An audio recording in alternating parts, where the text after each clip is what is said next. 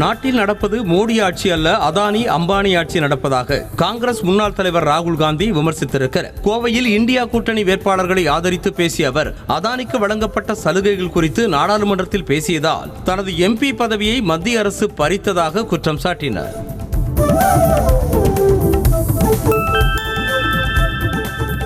தமிழ்நாட்டிற்கு வந்து தோசை பிடிக்கும் என கூறிவிட்டு டெல்லி சென்றதும் ஒரே நாடு ஒரே மொழி என பேசி தமிழ் கலாச்சாரம் மீது பிரதமர் மோடி தாக்குதல் நடத்துவதாக ராகுல் காந்தி சாடினார். அதோடு பிரதமருக்கு தமிழ் மொழி பிடிக்குமா இல்லையா என்றும் அவர் கேள்வி எழுப்பினார்.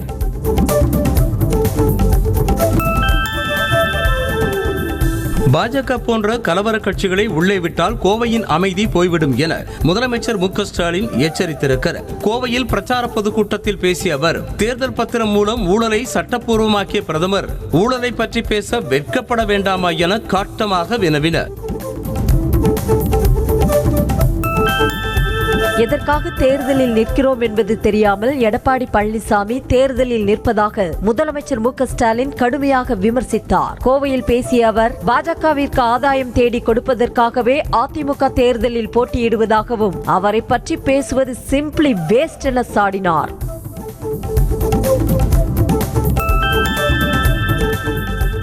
கோவையில் கூடிய கூட்டம் டெல்லியில் ஏற்படவுள்ள மாற்றத்திற்கான அடையாளம் என முதலமைச்சர் மு.க.ஸ்டாலின் தனது சமூக வலைதள பக்கத்தில் பதிவிட்டுள்ளார். மேலும் தமிழ்நாடு பிடிக்கும் என்று பிரதமர் பேசுவதெல்லாம் போலி பாசம், வெறும் வெளிவேடம் என்றும் முதலமைச்சர் விமர்சித்தார்.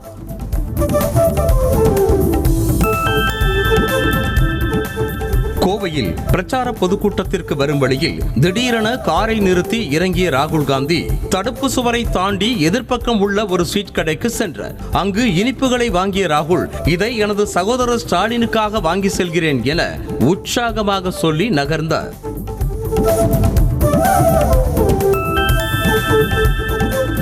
மதுரையில் பாஜக வேட்பாளர் ராம ஸ்ரீனிவாசனை ஆதரித்து மத்திய உள்துறை அமைச்சர் அமித்ஷா வாகன பேரணி நடத்தி மக்களிடம் வாக்குகளை சேகரித்தார். அவருக்கு பாஜக சார்பாக உற்சாக வரவேற்பு அளிக்கப்பட்டது. அதேபோல தஞ்சை மேலராஜ வீதி சாலையில் கருப்பு முருகானந்தத்தை ஆதரித்து மத்திய அமைச்சர் நிர்மலா சீதாராமன் சாலை பேரணி நடத்தினார்.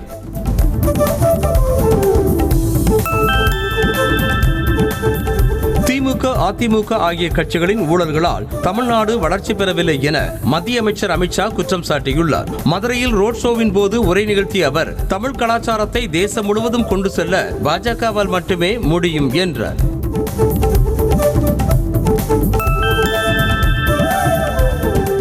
மின்சாரத்தை தொட்டால்தான் ஷாக் அடிக்கும், திமுக ஆட்சியில் மின் கட்டணத்தை கேட்டாலே ஷாக் அடிக்கும் என எதிர்க்கட்சித் தலைவர் எடப்பாடி பழனிசாமி விமர்சித்துள்ளார். சேலம் வேட்பாளர் விக்னேஷை ஆதரித்து பேசிய அவர் திமுக ஆட்சிக்கு வந்த பிறகு மின் கட்டணம் 52% உயர்ந்து விட்டதாக குற்றம் சாட்டியுள்ளார்.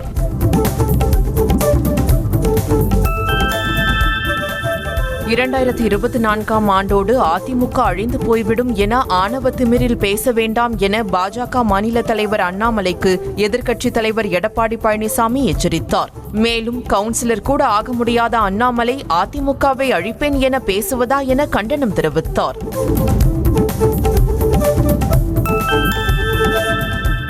இந்தியா கூட்டணி ஆட்சிக்கு வந்தால் கேஸ், பெட்ரோல், டீசல் ஆகியவைகளின் விலை குறைக்கப்படும் என அமைச்சர் உதயநிதி ஸ்டாலின் வாக்குறுதி அளித்தார். தூத்துக்குடி வேட்பாளர் கனிமொழிக்கு ஆதரவாக வாக்கு சேகரித்த அவர் சுங்கச்சாவடிகள் அகற்றப்படும் உள்ளிட்ட வாக்குறுதிகளையும் அளித்தார்.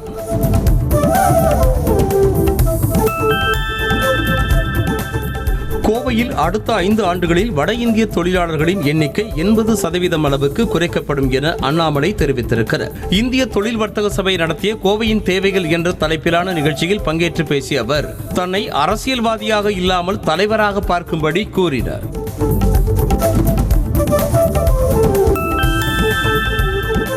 நாகை மாவட்டம் நண்டலாறு சோதனைச் சாவடி அருகே அமைச்சர் மெய்யநாதன் காரை தேர்தல் பறக்கும் படையினர் சோதனை செய்தனர். பூம்புகார் பகுதியில் வாக்கு சேகரிக்க சென்ற அவருடைய காரை சோதனை செய்த அதிகாரிகள் பணம் மற்றும் பரிசு பொருட்கள் ஏதும் இல்லாததால் அனுப்பி வைத்தனர்.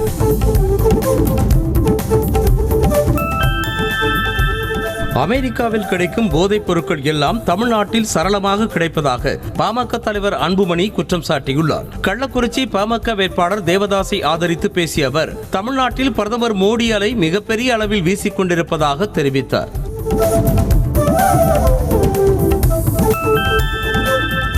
கன்னியாகுமரி தொகுதியில் போட்டியிடும் காங்கிரஸ் வேட்பாளர் விஜய் வசந்த் தனது சொந்த ஊரான அகஸ்தீஸ்வரத்தில் வீதி வீதியாக நடந்து சென்று வாக்கு சேகரித்தார். முன்னதாக விநாயகர் கோவிலில் சாமி தரிசனம் செய்துவிட்டு பிரச்சாரத்தை தொடங்கிய அவருக்கு கட்சியினர் பட்டாசு வெடித்து சால்வை அணிவித்து வரவேற்றனர்.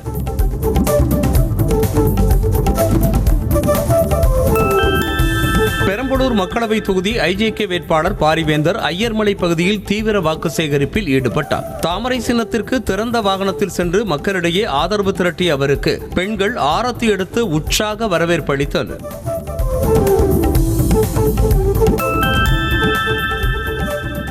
தென்சென்னை அதிமுக வேட்பாளர் ஜெயவர்தனை ஆதரித்து நட்சத்திர பேச்சாளர் அப்சரா பரப்புரை செய்தார். வேளச்சேரி பகுதிகளில் திறந்தவெளி வேனில் சென்றபடி வாக்கு சேகரித்தவருக்கு ஆட்டம் பாட்டத்துடன் பெண்கள் ஆரத்தி எடுத்து வரவேற்றனர்.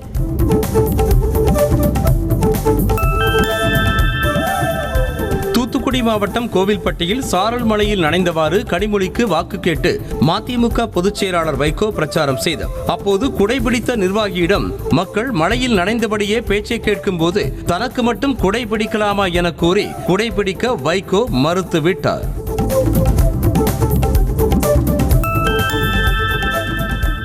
வேலூர் மாவட்டம் குடியாத்தத்தில் பாஜக வேட்பாளர் ஏசி சண்முகத்திற்கு ஆதரவாக தமிழ் மாநில காங்கிரஸ் தலைவர் ஜி.கே. வாசன் வாக்கு சேகரித்தார். அமைச்சர் பணிக்கு பதிலாக உதயநிதி ஸ்டாலின் ஜோசியம் பார்க்கலாம் என கிண்டல் அடித்த அவர் முரண்பாடுகளின் மொத்த உருவம் இந்தியா கூட்டணி என்று விமர்சித்தார்.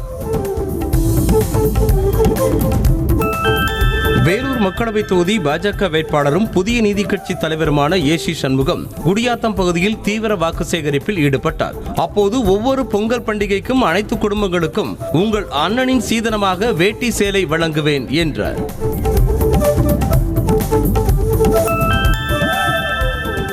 தேனி மாவட்டம் போடிநாயக்கனூர் சுற்றுவட்டார பகுதிகளில் டிடிவி தினகரனுக்கு ஆதரவாக அவரது மனைவி அனுராதா பிரச்சாரம் செய்தார். போடி பார்க் நிறுத்தம் அருகே பரப்புரை செய்தபோது மழை குறுக்கிட்டதால் அருகில் உள்ள மண்டபத்திற்குள் சென்று பொதுமக்களை சந்தித்து வாக்கு கேட்டார்.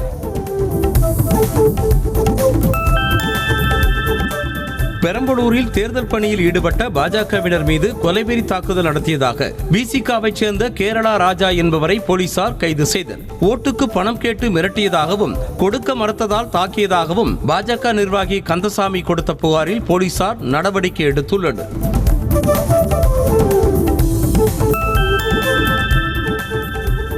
கடலூர் மாவட்டம் பண்ருட்டி அருகே பாமகவினருக்கும் தமிழக வாழ்வுரிமை கட்சியினருக்கும் இடையே கொடி கட்டுவதில் தகராறு ஏற்பட்டது.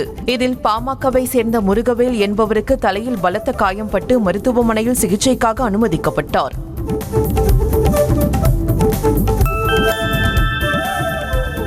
நாமக்கல் மாவட்டம் பரமத்தி வேலூரில் உரிய ஆவணங்கள் இன்றி காரில் கொண்டு செல்லப்பட்ட 2,83,40,000 ரூபாயை தேர்தல் பறக்கும் படையினர் பறிமுதல் செய்தனர். இந்தியா ஒன் ஏடிஎம் மையத்திற்கு கொண்டு செல்லப்பட்ட பணம் என அதிகாரிகள் விசாரணையில் தெரிய வந்தது.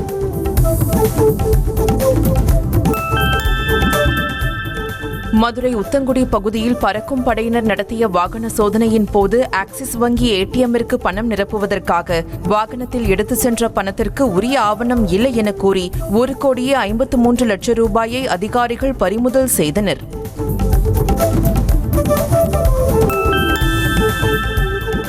ராணிப்பேட்டை மாவட்டம் வாலாஜாபேட்டை அருகே உரிய ஆவணங்கள் இன்றி கொண்டு சென்ற 2,85,000 ரூபாயை தேர்தல் பறக்கும் படையினர் பறிமுதல் செய்தனர். அடகு வைத்த நகையை மீட்பதற்காக கொண்டு சென்ற 2 லட்சம் ரூபாயும் அதேபோல் மற்றொரு நபரிடம் 85,900 ரூபாயையும் அலுவலர்கள் பறிமுதல் செய்தனர்.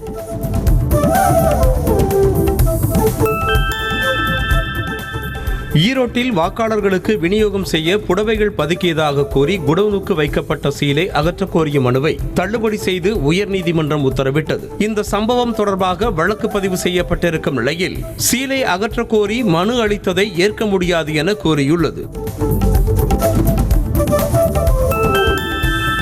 திருச்சி மாவட்டம் சோமரசம்பேட்டை அருகே அதிமுக ஊராட்சி மன்ற தலைவர் வீட்டில் வருமான வரித்துறையினர் சோதனை நடத்தினர். 8.5 ஊராட்சி மன்ற தலைவரான திவ்யா அன்பரசு வீட்டில் ரெய்டு நடத்திய வருமான வரித்துறையினர் 1 கோடி ரூபாய் பணத்தை பறிமுதல் செய்ததாக கூறப்படுகிறது.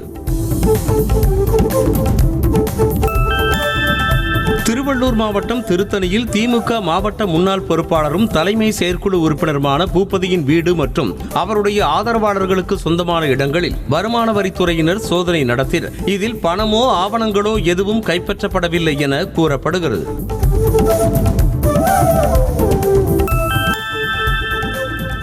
திருவண்ணாமலை மாவட்டம் ஆரணி அருகே கடம்பூர் பகுதியில் உள்ள 5 அரிசி ஆலைகளில் வருமான வரித்துறையினர் சோதனை நடத்தினர். சென்னை திருவண்ணாமலையில் இருந்து வந்த 24 பேர் கொண்ட ஐடி அதிகாரிகள் சுமார் 6 மணி நேரத்திற்கு மேலாக சோதனை நடத்தி முக்கிய ஆவணங்களை கைப்பற்றியதாக கூறப்படுகிறது.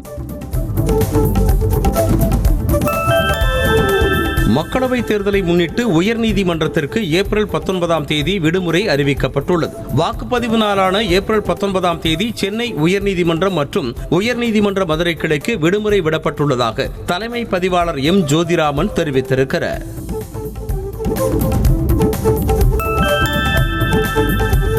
தேனி மாவட்டம் பெரியகுளம் மேற்கு தொடர்ச்சி மலைப்பகுதியில் கருமேகங்கள் சூழ்ந்து 1 மணி நேரத்திற்கு மேலாக மிதமான மழை பெய்தது. கடந்த 1 மாத காலமாக பகல் நேரத்தில் வெயிலின் தாக்கம் அதிகரித்து காணப்பட்ட நிலையில் மழை பெய்ததால் மக்கள் மகிழ்ச்சி அடைந்தனர்.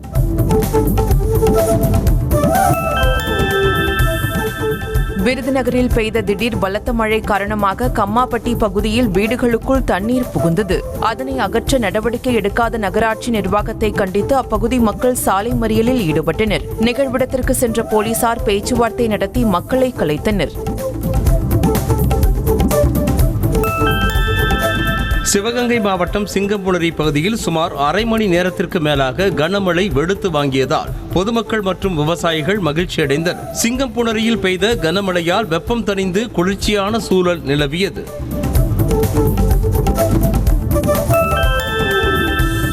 பாஜகவின் தேசிய தேர்தல் அறிக்கை நாளை வெளியிடப்பட இருப்பதாக தகவல்கள் வெளியாகியுள்ளன. டெல்லியில் உள்ள அக்கட்சியின் தேசிய தலைமை அலுவலகத்தில் தேர்தல் அறிக்கையை பிரதமர் மோடி, பாஜக தலைவர் JP நட்டா, உள்துறை அமைச்சர் அமித்ஷா ஆகியோர் முன்னிலையில் வெளியிடப்பட உள்ளது.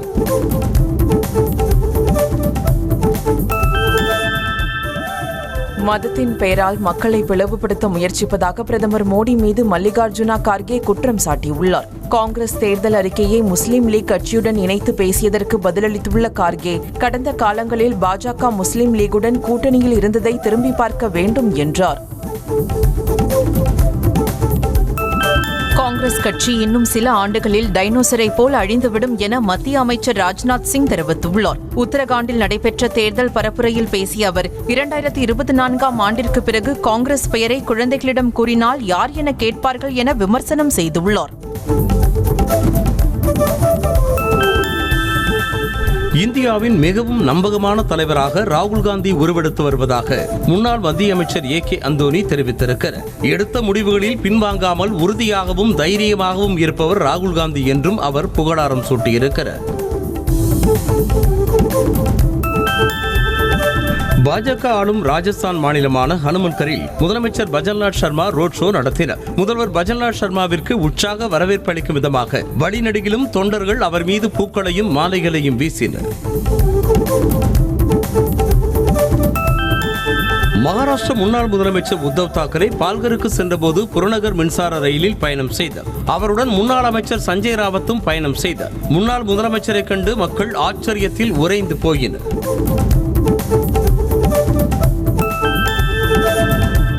ஆந்திராவுக்கு சிறப்பு அந்தஸ்து கிடைப்பதை தடுத்தவர்கள் ஒன்றிணைந்துள்ளதாக பாஜக தெலுங்கு தேசம் கூட்டணியை குறிப்பிட்டு முதலமைச்சர் ஜெகன்மோகன் ரெட்டி விமர்சித்தார். குண்டூரில் தேர்தல் பிரச்சாரத்தில் பேசிய அவர் தனது ஆட்சியின் சாதனைகளை பட்டியலிட்டார்.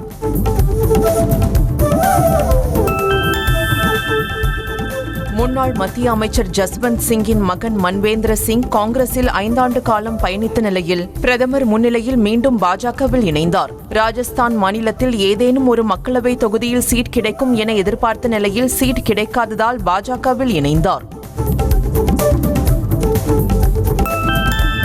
பீகாரில் பாஜக கூட்டணி கட்சியின் வேட்பாளர் ஒருவருக்கு வாக்களிக்க மாட்டோம் என கூறி கிராம மக்கள் திருப்பி அனுப்பிய வீடியோ இணையத்தில் வைரலானது. கராகட் தொகுதியில் போட்டியிடும் ராஷ்டிரிய லோக் மோர்ச்சா வேட்பாளரிடம் தாங்கள் உங்களுக்கு வாக்களிக்கப் போவதில்லை என மக்கள் கூறினர்.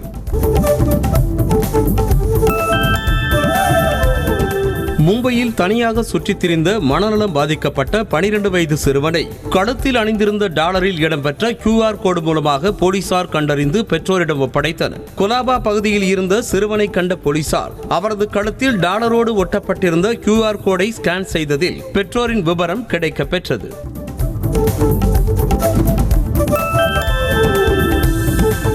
சவுதியில் சிறுவனை கொன்றதாக மரண தண்டனை விதிக்கப்பட்ட நபரை காப்பாற்ற கேரள மக்கள் ஒன்று திரண்டு 34 கோடி ரூபாய் நிதி திரட்டியுள்ளனர். கோழிக்கோட்டைச் சேர்ந்த அப்துல் ரஹீம் சவுதியில் சிறுவனை கொன்ற வழக்கில் மரண தண்டனை விதிக்கப்பட்டது. தண்டனையை நிறுத்தி வைக்க பாதிக்கப்பட்ட குடும்பத்திற்கு இழப்பீடு வழங்க நிதி திரட்டப்பட்டது.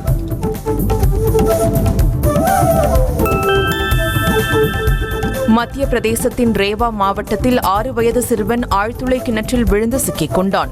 ஆழ்துளை கிணறு அருகே விளையாடிக் கொண்டிருந்த சிறுவன் தவறி விழுந்ததாக கூறப்படுகிறது. சுமார் 40 அடி ஆழத்தில் சிக்கிய சிறுவனை மீட்கும் பணியில் மாநில பேரிடர் மீட்பு படை வீரர்கள் ஈடுபட்டுள்ளனர்.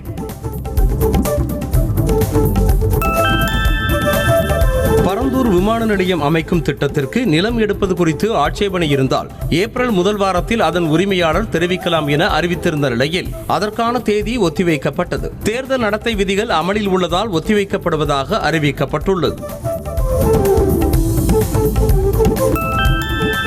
புதுக்கோட்டை மாவட்டத்தின் பல்வேறு பகுதிகளில் பரவலாக பலத்த மழை பெய்ததால் விவசாயிகள் மற்றும் பொதுமக்கள் மகிழ்ச்சி அடைந்தனர். கடந்த சில மாதங்களாகவே வெயிலின் தாக்கம் அதிகரித்து காணப்பட்ட நிலையில் திடீரென பலத்த மழை பெய்தது. விருதுநகர் மாவட்டம் ராஜபாளையத்தில் 2 மணி நேரத்திற்கு மேலாக மழை வெளுத்து வாங்கியதால் பொதுமக்களும் விவசாயிகளும் மகிழ்ச்சி அடைந்தனர். 2 மணி நேரத்திற்கு மேலாக கொட்டி தீர்த்த நிலையில் சாலைகளில் தண்ணீர் தேங்கியது.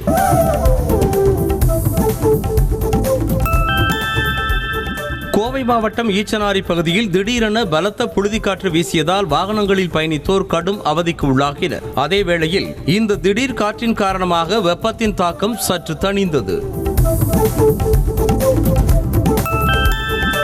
தென்காசி மாவட்டம் சங்கரன் கோவில் அருகே பட்டா பெயர் மாற்றம் செய்ய 13,000 ரூபாய் லஞ்சம் பெற்றதாக VAO கைது செய்யப்பட்டார். ஈச்சந்தா கிராம நிர்வாக அலுவலரான விஜயகுமார் பெரியசாமிபுரத்தைச் சேர்ந்த கருப்பசாமி என்பவரிடம் பட்டா பெயர் மாற்றம் செய்ய லஞ்சம் கேட்டதாக போலீசில் புகார் அளிக்கப்பட்டது.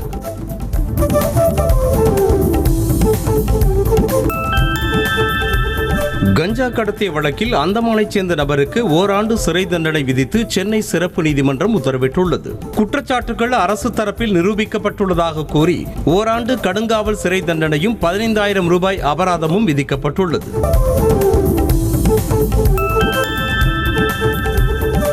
விருதுநகர் மாவட்டம் வத்ராயிருப்பு அருகே 2 தனியார் பேருந்துகள் நேருக்கு நேர் மோதிய விபத்தில் 10க்கும் மேற்பட்டோர் காயமடைந்தனர். அவர்கள் வத்ராயிருப்பு அரசு மருத்துவமனையில் சிகிச்சைக்காக அனுமதிக்கப்பட்ட நிலையில் போலீசார் வழக்கு பதிவு செய்து விசாரணை மேற்கொண்டு வருகின்றனர்.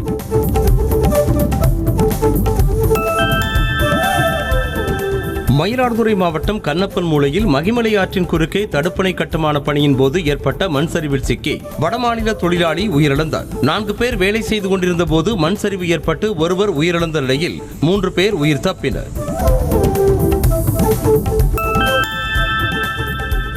சிரியாவில் நடத்தப்பட்ட தாக்குதலுக்கு பதிலடி கொடுக்கும் வகையில் விரைவில் இஸ்ரேலை தாக்க ஈரான் முயற்சிக்கும் என்று தான் எதிர்பார்ப்பதாக அமெரிக்க அதிபர் ஜோ பைடன் தெரிவித்திருக்கிறார். அதே நேரத்தில் ஈரான் இஸ்ரேலை போரிட்டு வெற்றி பெற முடியாது என்றும் குறிப்பிட்டுள்ளார்.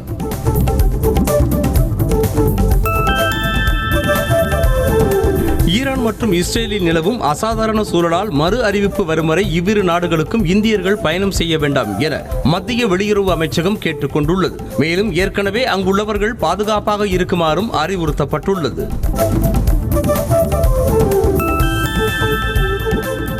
இஸ்ரேலுக்கும் ஈரானுக்கும் இடையே பதற்றமான சூழல் உருவாகியிருக்கும் நிலையில் ஈரானில் இருந்து வெளியேறுமாறு தனது குடிமக்களை ஜெர்மனி வலியுறுத்தியுள்ளது. எந்த நேரத்திலும் தாக்குதல்கள் ஆரம்பிக்கப்படலாம் என எச்சரித்திருக்கும் ஜெர்மனி தாக்குதலால் போக்குவரத்து தடைபடலாம் என கணித்துள்ளது.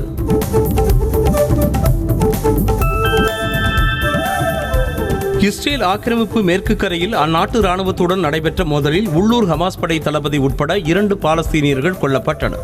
3 பேர் காயமடைந்தனர். காயமடைந்தவர்களுக்கு சிகிச்சை அளிக்க வந்த அவசரகால ஊர்தி மீது இஸ்ரேல் படைகள் துப்பாக்கி சூடு நடத்தியதாக கூறப்படுகிறது.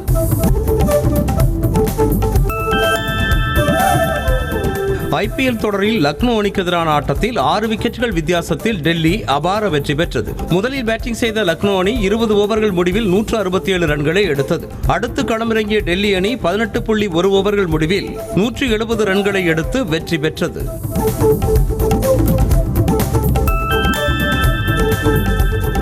IPL தொடரில் இன்று நடைபெறும் 27வது லீக் ஆட்டத்தில் பஞ்சாப் ராஜஸ்தான் அணிகள் மோதுகின்றன. மொஹாலியில் இரவு 7:30 மணிக்கு நடைபெறவிருக்கும் இந்த போட்டியில் இவ்விரு அணிகளும் பலப்பரீட்சை நடத்த உள்ளன. கடந்த போட்டியில் தோல்வியை தழுவிய ராஜஸ்தான் அணி மீண்டும் வெற்றி பாதைக்கு திரும்பும் முனைப்பில் களமிறங்கும்.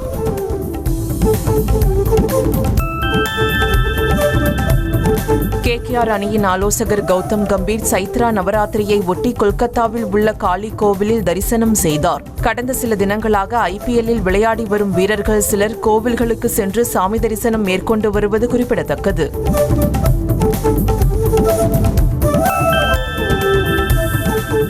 T20 உலகக்கோப்பையை முன்னிட்டு நியூசிலாந்து அணியின் முன்னாள் வீரர் சைமன் டவுல் தேர்வு செய்த இந்திய அணியில் ஹார்திக் பாண்டியா, கில் ஆகியோர் இடம்பெறவில்லை. மேலும் ரோஹித் சர்மாவுடன் தொடக்க ஆட்டக்காரராக விராட் கோலி களமிறங்க வேண்டும் எனவும் அவர் தனது விருப்பத்தை தெரிவித்திருக்கிறார்.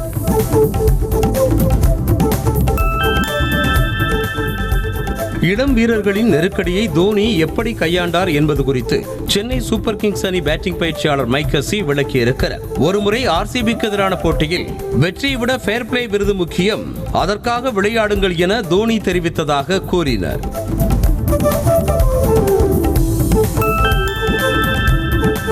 ரசிகர்களின் வெறுப்பை ஹார்திக் பாண்டியா சவாலாக எடுத்துக்கொண்டு பந்துவீச்சு மற்றும் பேட்டிங்கில் சிறப்பாக செயல்படுவார் என மும்பை இந்தியன்ஸ் அணி வீரர் இஷான் கிஷன் தெரிவித்திருக்கிறார். அதன் பிறகு ரசிகர்கள் பாண்டியாவை மீண்டும் நேசிக்க தொடங்குவார்கள் எனவும் கூறினார்.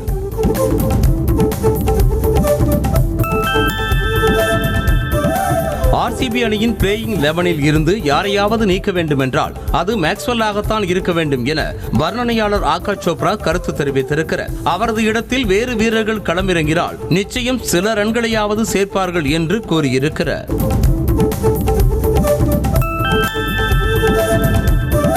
இந்திய வில்வித்தை வீரர்கள் புதிய நாடாளுமன்ற கட்டிடத்தை நேரில் சென்று பார்வையிட்டனர். அப்போது நாடாளுமன்ற கட்டிடத்திற்குள் கட்டப்பட்டுள்ள பெண்டுலம் போன்ற அமைப்பை பார்த்து ரசித்தனர்.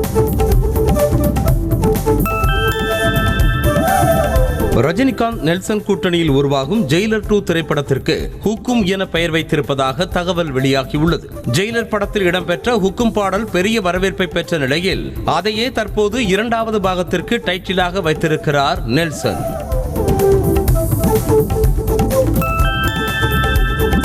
இயக்குனர் பாலா இயக்கத்தில் நடிகர் அருண் விஜய் நடிப்பில் உருவாகி வந்த வணங்கான் படத்தின் படப்பிடிப்பு நிறைவடைந்து விட்டதாக அருண் விஜய் தனது இன்ஸ்டாகிராம் பக்கத்தில் தெரிவித்திருக்கிறார். மேலும் படக்குழுவினரோடு எடுத்த குழு புகைப்படத்தையும் அவர் பகிர்ந்திருக்கிறார்.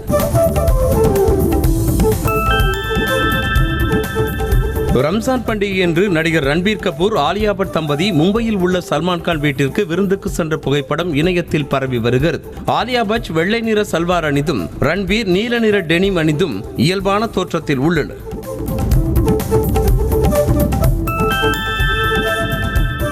மதுரை மீனாட்சி அம்மன் கோவில் சித்திரை திருவிழா கொடியேற்றத்தில் திரளான பக்தர்கள் பங்கேற்று சாமி தரிசனம் செய்தனர். முதல் நாள் நிகழ்ச்சியில் மீனாட்சி அம்மன் சிம்ம வாகனத்திலும், சுந்தரேஸ்வரர் பிரியாவிடையம்மன் கற்பக விருட்ச வாகனத்திலும் மாசி வீதிகளில் எழுந்தருளி பக்தர்களுக்கு அருள் பாலித்தனர். சிவகங்கை மாவட்டம் சிங்கம்புணரி அருகே பிள்ளையாருக்கு 3333 கொழுக்கட்டைகளை படையிலிட்டு மழை வேண்டி பக்தர்கள் வழிபாடு நடத்தினர். சிவபுரிப்பட்டி வயிற்றுப்பிள்ளையார் கோவிலில் நடைபெற்ற இந்த வழிபாட்டை தொடர்ந்து அப்பகுதியில் மழை பெய்ததாக பொதுமக்கள் தெரிவித்தனர்.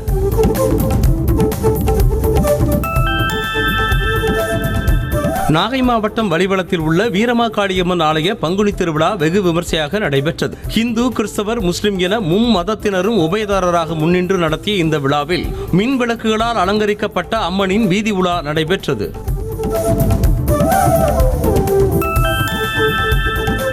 புதுக்கோட்டை மாவட்டம் ஆலங்குடியில் அறம் வளர்த்த நாயகி சமேத பேரூராண்டார் திருக்கோவிலின் 1ஆம் ஆண்டு வருடாபிஷேக விழாவை முன்னிட்டு திருக்கல்யாணம் நிகழ்ச்சி வெகு விமர்சையாக நடைபெற்றது. அதைத் தொடர்ந்து நடைபெற்ற திருத்தேரோட்டத்தில் ஏராளமான பக்தர்கள் கலந்து கொண்டனர்.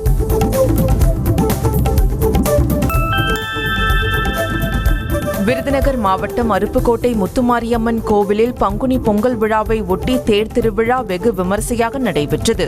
இதில் பக்தி பரவசத்துடன் ஆண்களும் பெண்களும் இணைந்து வீதியில் தேரை வடம் பிடித்து இழுத்து சென்றனர்.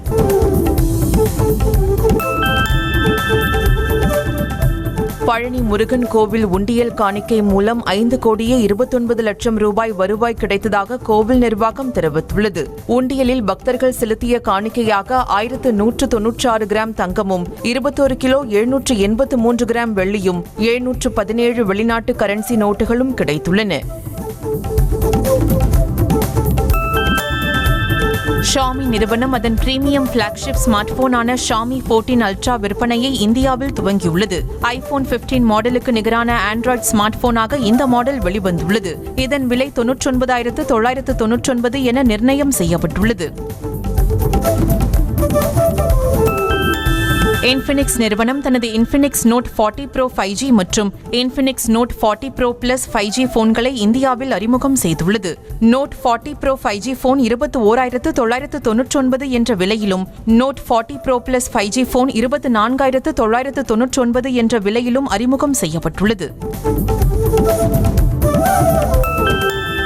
மோட்டோரோலா நிறுவனம் தனது மோட்டோ G64 5G ஸ்மார்ட் போனை வரும் 16ஆம் தேதி இந்தியாவில் அறிமுகம் செய்ய உள்ளது. இதில் சக்தி வாய்ந்த ஆக்டோ கோர் மீடியாடெக் டைமென்சிட்டி 7025 சிப்செட் வழங்கப்பட்டுள்ளது. 6000 mAh பேட்டரி கொண்ட இந்த மாடலின் விலை 20,000 இருக்கும் என கூறப்படுகிறது. இன்ஃபினிக்ஸ் நோட் 30 5G ஸ்மார்ட் போனுக்கு பிளிப்கார்ட் தளத்தில் சலுகைகள் அறிவிக்கப்பட்டுள்ளன. அதன்படி இந்த ஸ்மார்ட் போன் 14,999 என்ற விலையில் விற்பனை செய்யப்படுகிறது. மேலும் தேர்வு செய்யப்பட்ட வங்கி கார்டுகளுக்கு 5% தள்ளுபடியும் வழங்கப்படுகிறது. ஹீரோ மோட்டோகார்ப் நிறுவனத்தின் மேவ்ரிக் 440 டெலிவரி பணிகள் வரும் 15ஆம் தேதி முதல் தொடங்க உள்ளதாக தகவல் வெளியாகியுள்ளது. நிறுவனத்தின் பிரீமியர் டீலர்கள் வாயிலாகவே பைக் விற்பனை செய்யப்படுகிறது. 3 வேரியன்ட்களில் கிடைக்கும் இந்த பைக்கின் ஆரம்ப விலை 1.99 லட்சம் என நிர்ணயம் செய்யப்பட்டுள்ளது. ஜீப் நிறுவனம் அதன் பிரபலமான காம்பஸ் காரில் நைட் ஈகிள் என்ற பெயரில் ஸ்பெஷல் எடிஷன் காரை விற்பனைக்கு அறிமுகம் செய்துள்ளது. இதன் விலை 25,39,000 என நிர்ணயிக்கப்பட்டுள்ளது. இந்த ஸ்பெஷல் எடிஷன் காரை வெள்ளை மற்றும் சிவப்பு நிற ஆப்ஷனில் வாங்கலாம். ஒமேகா செக்கி மொபிலிட்டி நிறுவனம் இந்தியாவில் எக்ஸ்போனன்ட் எனர்ஜி என்ற நிறுவனத்துடன் சேர்ந்து எலக்ட்ரிக் ஆட்டோவை அறிமுகப்படுத்தியுள்ளது. OSM ஸ்ட்ரீம் சிட்டி குயிக் என பெயர் வைக்கப்பட்டுள்ள இந்த ஆட்டோவை 15 நிமிடத்திற்குள் சார்ஜ் செய்துவிட முடியும். செய்திகளை உடனுக்குடனும் துல்லியமாகவும் தெரிந்து கொள்ள சப்ஸ்கிரைப் பண்ணுங்க.